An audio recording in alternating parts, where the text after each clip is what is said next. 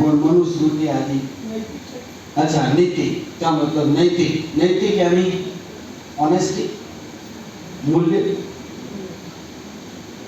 नीति, नेता और नयन तीनों एक गोत्र के शब्द हैं। नयन का मतलब क्या है? रामायण, राम तरकी और ले जाने वाला रामायण। नयन आगे ले जाने वाला, नेता, समझ में आ चुकी बात है। नीति जो ले जा रही है, जो ले जा रही है। अब आप सबको ठीक से समझना पड़ेगा कि ये कहाँ ले जा रही है। नवी शिक्षण नीति यानी न्यू एजुकेशन पॉलिसी हमें कहाँ ले जा रही है या फिर कहाँ ले जाने का लक्ष्य है। इसका मतलब है नई शिक्षण नीति का अपेक्षा विधान क्या है।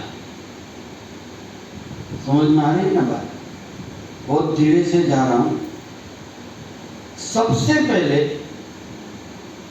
1833 में मैकोलोनाइज हो गया था शिक्षण, क्योंकि मैकोलो की नीति नहीं थी, आदेश था। हेलो, वो आदेश था, गुरुकुल बंद करना पड़ेगा, ब्राह्मणों को इस व्यवसाय से हटाना पड़ेगा,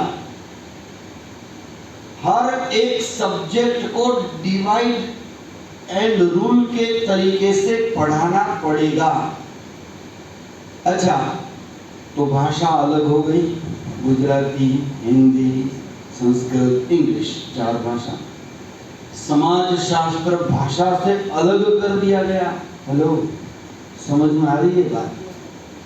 किसी भी सब्जेक्ट को भाषा से अलग करके बताइए। चलो,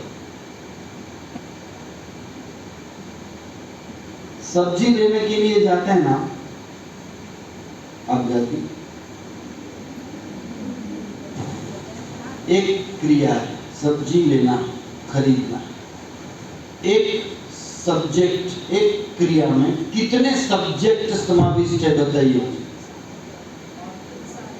मैं आपसे बता रहा हूं कि आने वाली जो शिक्षण नीति है, the whole policy can interconnect all the subject in one direction. समझ में आता है? बताइए, सब्जी खरीदने में कितने सब्जेक्ट काम में आते हैं?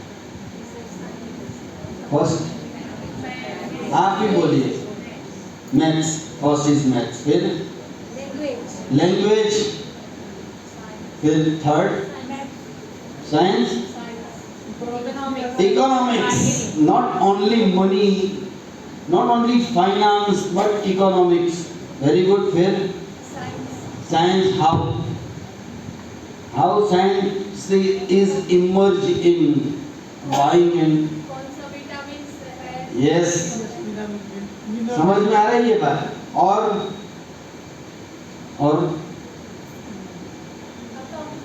अकाउंट फाइनेंस आ गया। फिर कम्युनिकेशन, बार्गेनिंग पावर यानी कम्युनिकेशन। फिर हाइजीन, फिर साइकोलॉजी आती है कि कैसे?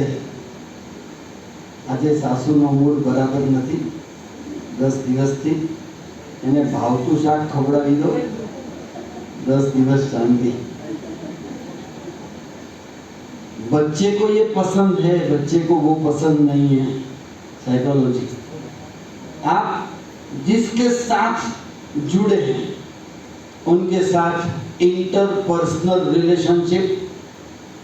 सब्जी वाला है, आपको पहचानता है, आपका पर्सनल रिलेशन अच्छे हैं, तो बोलेगा कोई बात नहीं, कल पैसे दे जाना, आज जाओ। होता है ये सब। हिस्ट्री भी आ सकती है, आप हिस्ट्री को भी जोड़ सकते हो। कहाँ से लाता है? ओलपाड़ की लावे से ओलपाड़ के भी भूमि है। ઓલપાડની ભૂમિમાં શું એવું નવું છે કે જે આજ સબ્જી ક્યાં વધારે સારી કતારગામની પાપડી કેમ? समझ में आ रही है बात?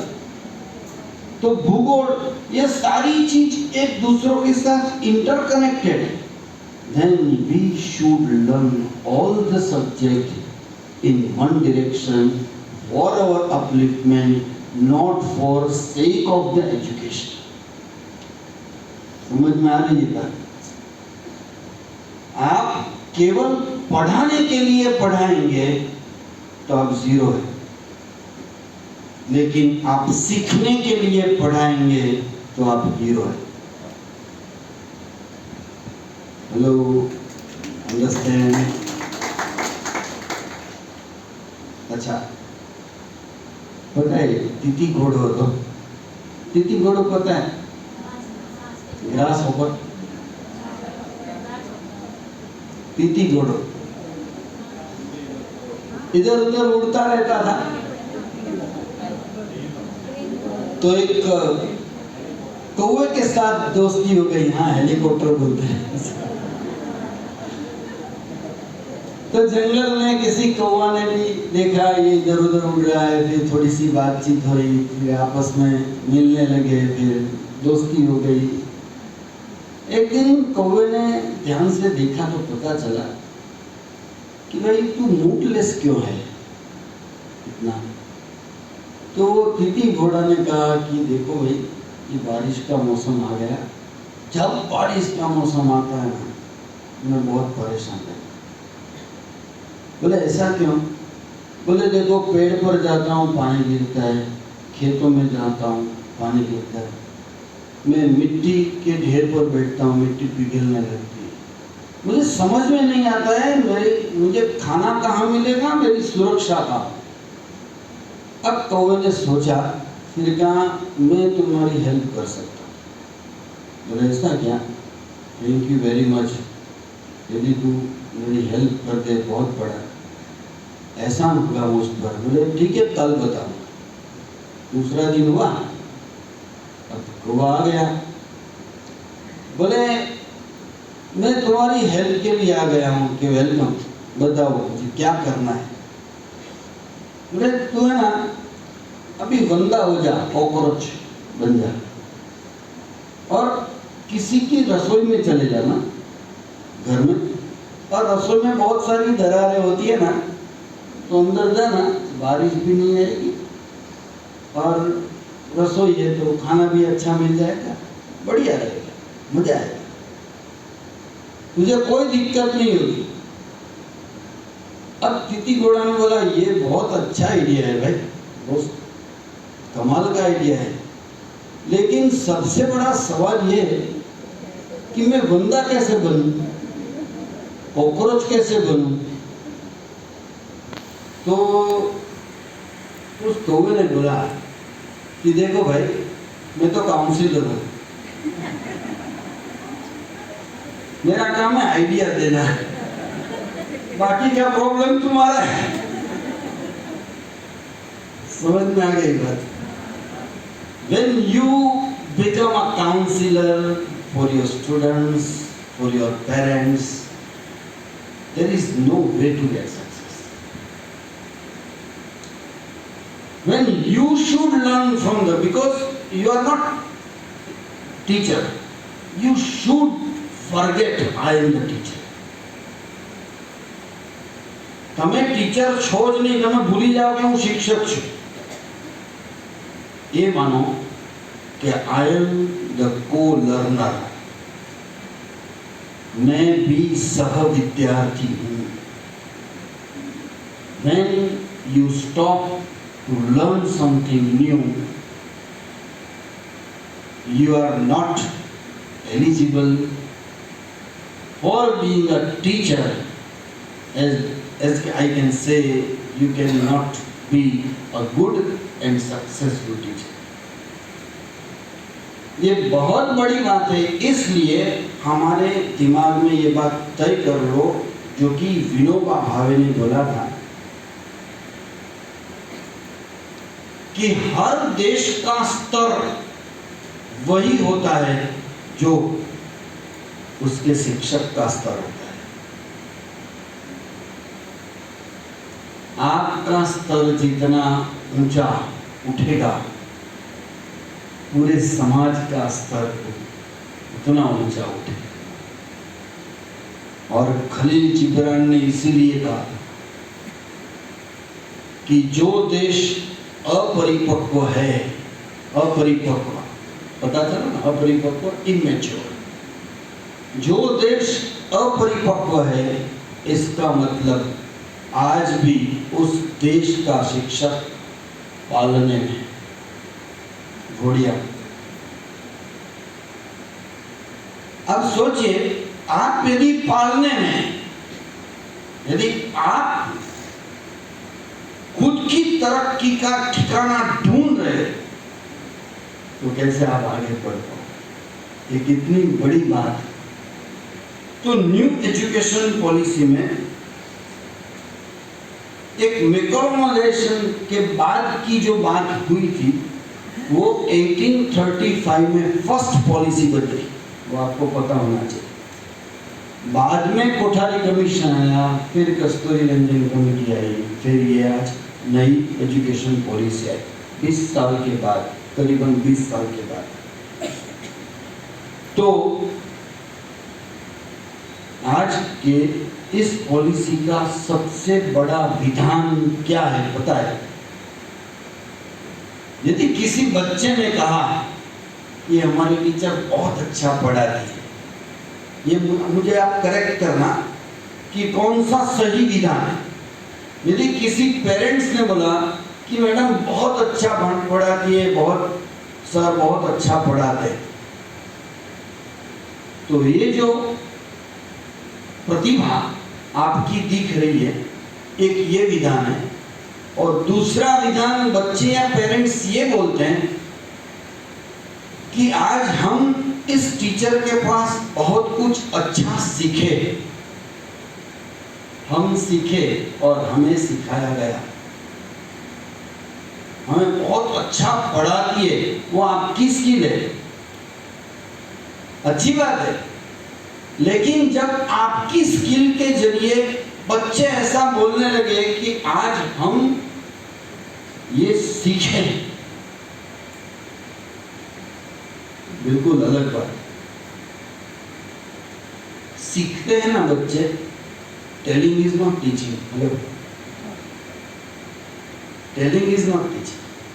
When you start here with chopsticks and all the TLM with you and you start your class, चलो આપણે કાલે શું શીખ્યા હતા? Yes, this is how we are starting. लेकिन जब बच्चे सीखना शुरू करते हैं ना, तो उसके मूल में क्या होता है पता है? Team work. अथाणु बनाओ तो अथाणु जाते કેટલા અથાણું બના જાતે, કોઈ વાત નહીં, અથાણું બનાવવું એના કરતાં જરાક બીજી વાત, યુટ્યુબ પર જોઈને નવી નવી આઈટમ ટ્રાય કરો, કેટલા કરે? ઓહો, વેરી ગુડ। अच्छा, પછી when you try तो सीधा आप चालू कर देते हो या आसपास या फिर घर में 2-5 लेडीज मेंबर है या फिर कोई और है तो उसके साथ कुछ विमर्श करते या फिर किसी को फोन करके ये तुमने ट्राई किया था? बोले हाँ, तो उसमें क्या हुआ था? फिर परिणाम क्या निकला? खबड़ा हो तो खबर पड़े बस। फिर क्या हुआ था? बोले सब फेंक देना पड़ा। ऐसा भी होता है।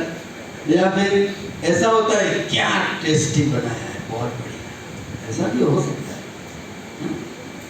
But when you start something new, if you connect the other people like you, या other people learned than you, तो તમને છે ને મનમાં શાંતિ થઈ જાય કે ભાઈ આપણે એકલા નથી। पूरी जिम्मेदारी एक दूसरों पर शेयर हो जाती है કંઈ પૂછીને કર્યું, રાઈટ? એ શું છે? That is team building. वही टीम बिल्डिंग है. आप अकेले कहां तक और कब तक जूझोगे, है ना? If you want something new to learn or the system what you want to teach other people, then you should ask each other, है ना? और जब आप पूछने जाओगे तो टीम अपने आप बिल्ड होती है, और जब टीम बिल्ड होती है ना तो आपके अंदर अंदर अपने आप आइडियाज घूमने लगते हैं, और जब आइडियाज घूमने लगते हैं ना एक सर्कल बनता है, प्रगति का सर्कल, वो आपको आगे ले जाता है, क्योंकि वो केवल सर्कल नहीं होता, वो स्पाइरल होता है. समझ में आ रही है ना बात?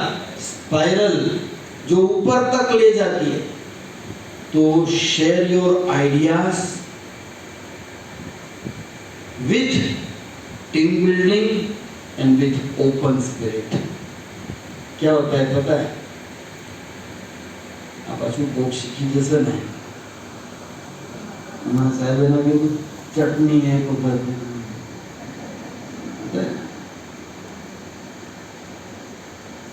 नागार्जुन का नाम सुना है? नागार्जुन बहुत बड़े रसायन शास्त्री थे भारत के, और कहा जाता है कि थाईलैंड और खास करके भारत में जितने सोने की मूर्तियां दिख रही है, जब हम थाईलैंड गए थे 1996 में, तो थाईलैंड में हमें बौद्ध टेम्पल पर ले जाए, वहाँ देखा पूरे सोने की मूर्ति. बोले ये बौद्ध रसायन शास्त्री नागार्जुन की देन है. बोले पता कैसे चला? अब तक इतना छोटा सा मंदिर है, बहुत बड़ा मंदिर भी नहीं. बोले ये कहाँ से मिली? बोले समंदर में से मिली. तो ऊपर पूरा प्लास्टर ऑफ पेरिस से कोटेड कर दी गई थी. फिर पुजारी ने वैसे ही निकाली सभी लोगों ने और एक स्थान पर स्थापित किया. कोई ध्यान नहीं रखता था, लेकिन एक बार सूख करके एक जो फोड़ा था वो गिर गया और चमक दिखने लगी, तो पूरा का पूरा निकाल गया. पूरी सोने की मूर्ति थी. फिर तो सुरक्षा बढ़ाई गई, ये सारी चीज हुई. पता चला नागार्जुन के पास कहा जाता है कि ऐसी कला थी कि हर धातु को कैसे कन्वर्ट किया जाए सोने में. ऐसी बहुत सारी विद्याएं थी भारत, लेकिन धीरे धीरे धीरे धीरे ऐसी बहुत सारी विद्याएं लुप्त हो गई. आपको पता नहीं है तो मैं बता दूं, भारत में 1600 डायलेक्ट्स एंड लैंग्वेजेस थी, लेकिन अब 250 से ज्यादा डायलेक्ट्स और लैंग्वेज खत्म हो चुकी. इसीलिए कहा जाता है English is the killer of any language, ऐसा बोला था. माफ करना इंग्लिश मीडियम के टीचर्स, लेकिन मैं आपसे बताने जा रहा हूं कि when you can share your ideas, when you can share your system, you can share your knowledge, then it become increase like anything, it can multiply. પણ તમે તમારું જ પકડીને રાખો, મારું મારી પાસે ને તમારું તમારી પાસે, તમારી રીતે ડેવલપ થયા કરો. सी ये सिस्टम गलत है.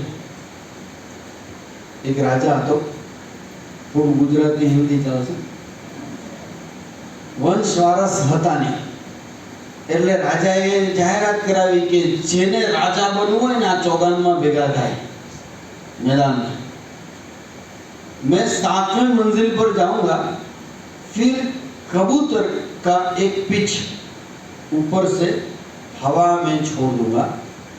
हवा में तैरता हुआ वो नीचे जिसके सर पर आ गिरे वही राजा. ये तो लॉटरी वाली बात थी. कुछ भी हो सकता है।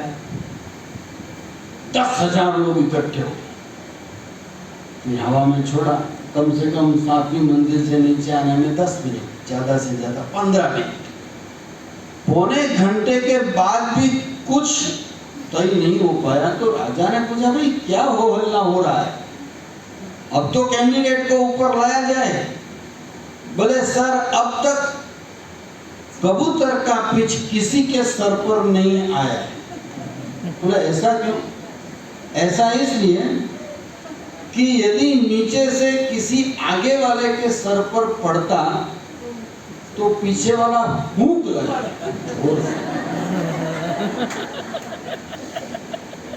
भाई हूं नहीं तो कहीं नहीं, पण तू तो नहीं।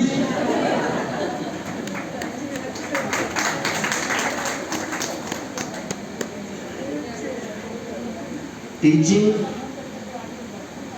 0 है लेकिन लर्निंग हीरो है, इसलिए आने वाले समय में टीचिंग आउट होगा, लर्निंग इन होगा। अब आप मुझे बताइए, लर्निंग की कौन कौन सी प्रोसेस को आप जानते हैं? प्रोसेस की बात बताइए, जो सर ने अभी बताई ना, क्योंकि हर एक लर्निंग एक प्रोसेस है। दूध में से घी तक क्या है? एक प्रोसेस है। आप जब परिणाम लाते हो तो परिणाम मार्क्स में आता है, हालांकि मानवता में आना चाहिए, मूल्यों में आना चाहिए। क्या लगता है?